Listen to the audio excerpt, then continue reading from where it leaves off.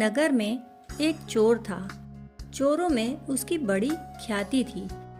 वह एक बार एक साधु के दर्शन को गया। उसने देखा साधु के पास लोग बहुत सारे रुपए भेंट कर जाते हैं। बैठकर सांझ तक देखता रहा। अनेक लोग आए, अनेक बहुमूल्य चीजें भेंट कर गए। उसने सोचा, यह तो बड़ा पागलपन है। हम चोरी करते हैं, रात दिन श्रम करते हैं, ऐसा श्रम करते हैं जिसको कोई आदर नहीं देता। पकड़े जाने का खतरा हमेशा बना रहता है। इससे तो साधु बन जाना बेहतर है। यहाँ लोग धन लाते हैं, वहाँ हमें लेने जाना पड़ता है। लोग भी कैसे पागल हैं। हम लेने जाते हैं तो उपद्रव करते हैं, यहाँ खुद ही दे जाते हैं।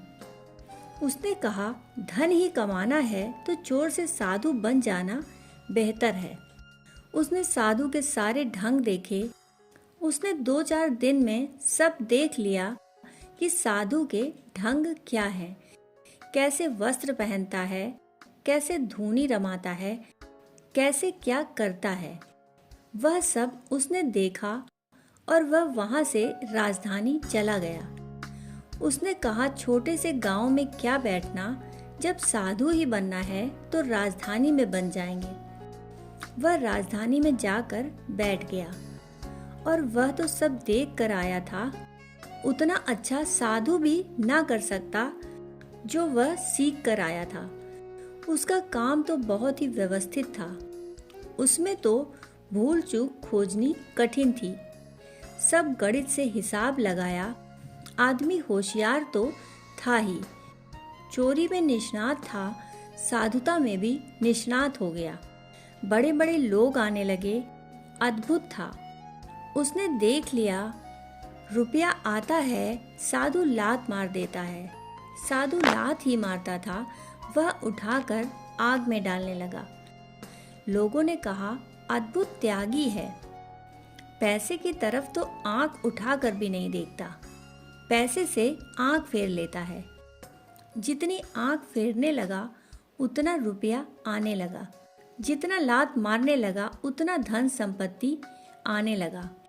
जितना लोगों से कहा, मेरे पैर मत छुओ, उतना ही लोग पैरों पर गिरने लगे।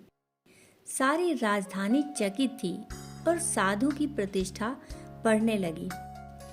पहले ही दिन जब उसकी प्रतिष्ठा का पूरा प्रभाव फैला और हजारों लाखों रुपए उसके चरणों में चढ़े, रात वह सोचने लगा, इन्हें लेकर भाग जाऊं। परंतु उसे ख्याल आया, एक नकली साधु को इतना मिलता है तो असली साधु को कितना मिलता होगा। दूसरे दिन सुबह उसने सच में ही रुपए आग में डाल दिए। नकली ही किया सब। परंतु ख्याल यह आया कि नकली को इतना मिल सकता है तो असली को कितना मिलता होगा। एक दिशा में झूठा ही उन्मुख हुआ था, पवित्रता की दिशा में झूठा ही उन्मुख हुआ था। परंतु आंख उस तरफ गई तो पवित्रता ने पकड़ लिया। साधुता पर भाव गया तो साधुता ने पकड़ लिया। असाधुता बड़ी कमजोर है, पाप बहुत कमजोर है, असत्य बड़ा कमजोर है।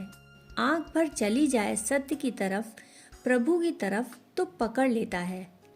बड़ा गुरुत्वाकर्षण है वहाँ। 24 घंटे जिसे परमात्मा को साधना है, उसे अनुभव करना चाहिए, मैं सत्य का अंश हूँ। उसे अनुभव करना चाहिए, मैं परम चैतन्य का हिस्सा हूँ। धीरे धीरे परिवर्तन के झोंके आने शुरू होंगे।